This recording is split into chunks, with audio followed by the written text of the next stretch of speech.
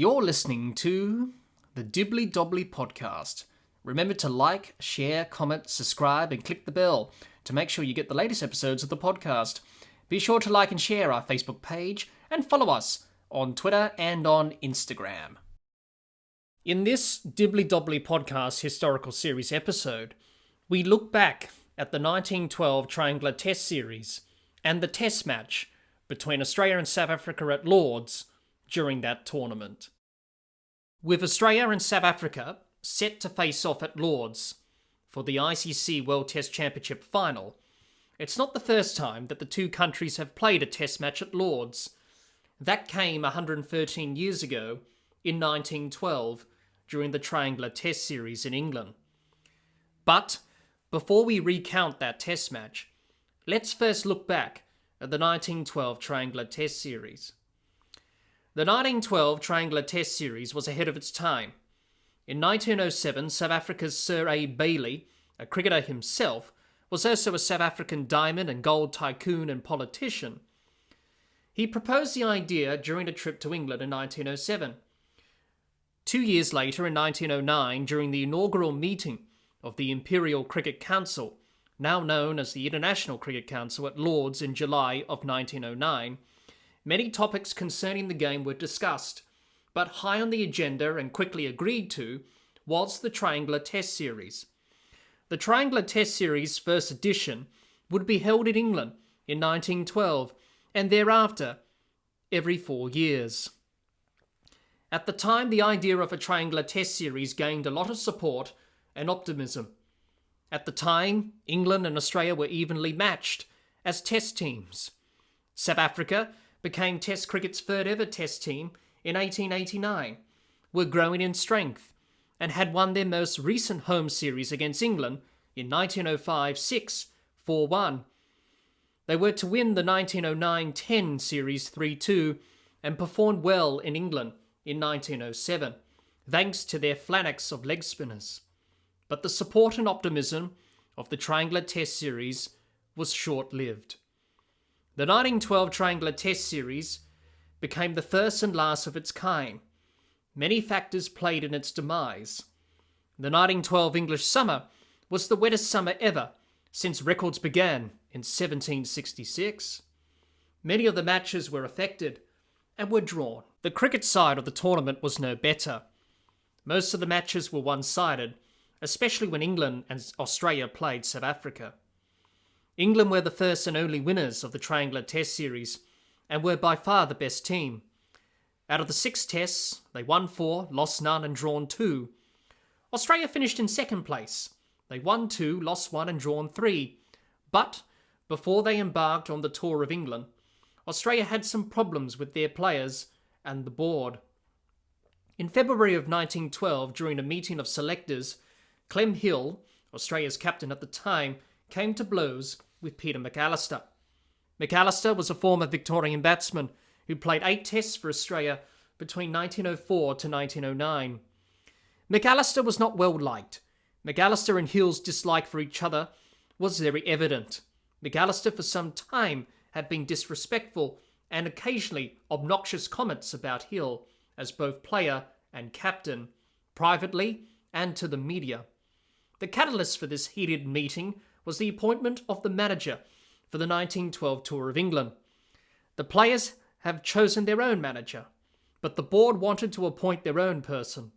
The role of the manager was crucial because it affected how much the players earned from the trip. There was a suspicion, which was proven right, that a board appointee would leave them out of pocket. Throughout the meeting, McAllister and Hill exchanged verbals with each other, but one comment that McAllister directed at Hill was the tipping point. He said to Hill, "You're the worst captain in living memory." Hill stood up from his chair and said to McAllister, "You've been asking for a punch all night." He warned, "And I'll give you one." As was the case in those days, the board got their way to appoint the manager. 6 of Australia's leading players boycotted the tour as a result.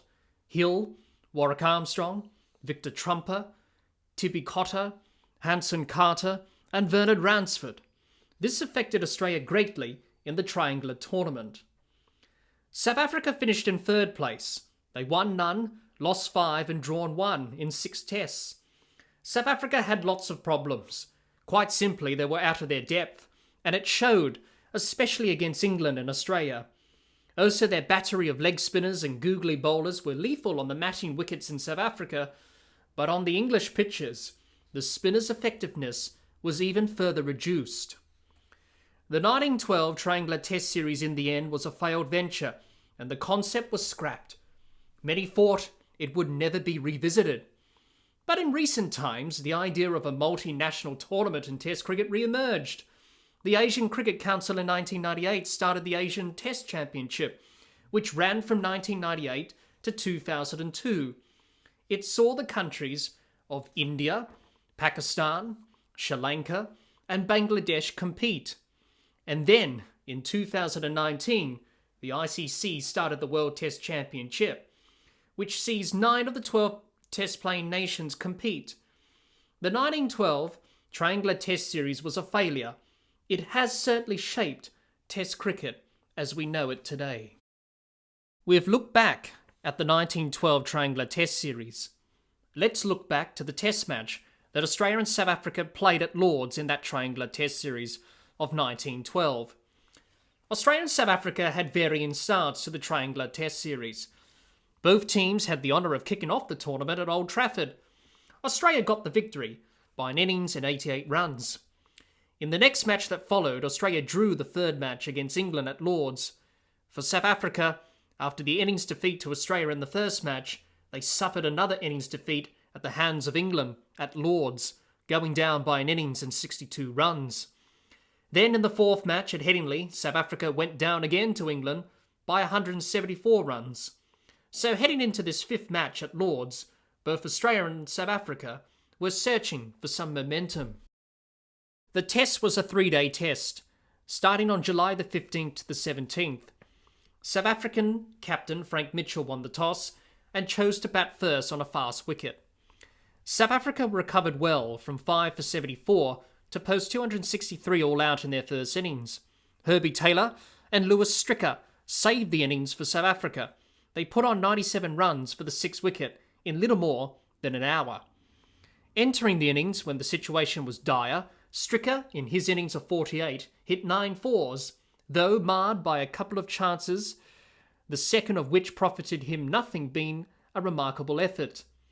Taylor batted for 2 hours and 50 minutes, hit a dozen fours in his innings of 93. His driving throughout his innings was splendid, and he survived 2 dropped catches, one on 27 down at third man and on 83. Australia let South Africa off the hook at 5 for 74. Really should have wrapped up the innings. But Australia's fielding let them down badly. It was calculated that 9 chances went down. The worst of the drop catches was a ridiculously easy catch to Bill Whitty at mid-on. Also during the innings of Herbie Taylor, he had a single increased to 5 by an overthrow. That pretty much summed up Australia's performance in the field.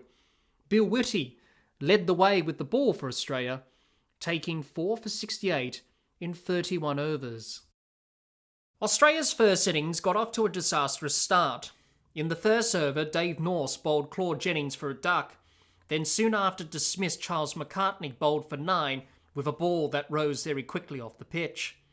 Charles Kellaway and Warren Bardsley provided some stability and were cautious and stubborn in defence. The pair soon mastered the South African bowling. They saw Australia to 2 for 86 at stumps on day 1. The second day of this test match was decisive. Kellaway and Bardsley practically won the test match for Australia. The pair played wonderfully well on a Lord's wicket, which though fast, was far indeed from being at all easy. They took the score from 86 to 256 in under 2 hours. They put on 242 for the third wicket in 3¼ hours. Kellaway played an exceptionally good innings. In his 102, he hit 7 fours, 10 threes, and 7 twos. His patience was limitless, and his defence impregnable.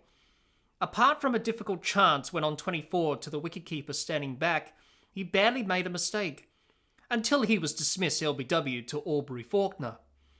Bardsley top scored with 164 and was the fifth wicket to fall at 316.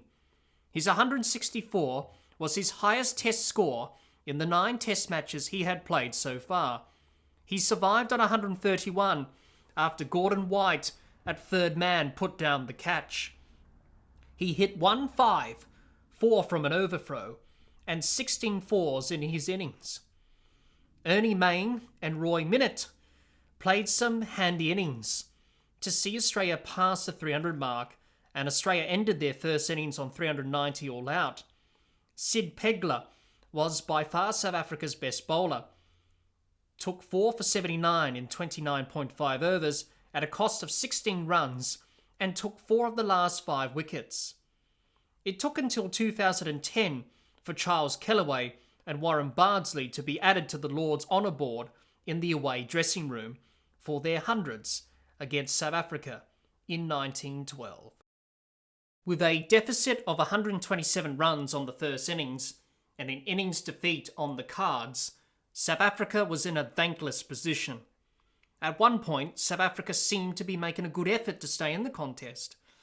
Charlie Llewellyn top scored with 59, which included 9 fours, took the attack to the Australian bowlers, but he fell to a fine ball when the score was on 5 for 134. Then South Africa lost Aubrey Faulkner, Frank Mitchell and Reggie Swartz in quick succession. South Africa scraped to 173 all out to set Australia a target of just 47.